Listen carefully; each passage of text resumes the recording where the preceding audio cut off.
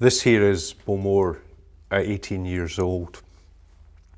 It's a 43% alcohol, and this actually replaced 17 years old, which was the, if you like, the pinnacle of the Bowmore standard range.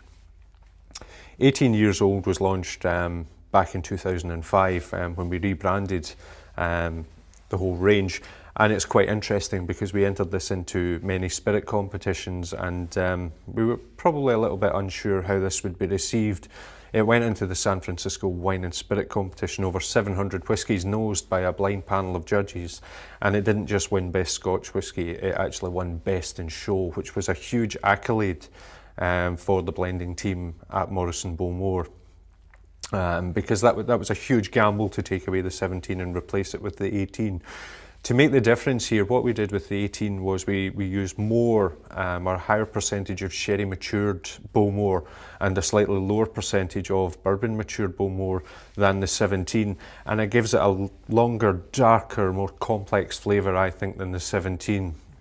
You can see here from the colour in the bottle, it's got a real mahogany colour, especially when you pour that out in the glass. You hold that up to the light, you can see that dark flavour, that concentrated flavour, mostly down to the European oak casks that are used to mature this. The interesting thing about Bowmore when you get to 18 years old is that the smokiness has dropped away quite considerably, and the fruity flavours that have always been hidden underneath by the smoke begin to come out of their shell and become more obvious. When you pick this up, it's slightly floral on the nose. You still get some of the sweetness, but this time the smokiness is much more as an afterthought. Still get some of that salty brininess that you would expect from a whisky that comes from an Atlantic coast.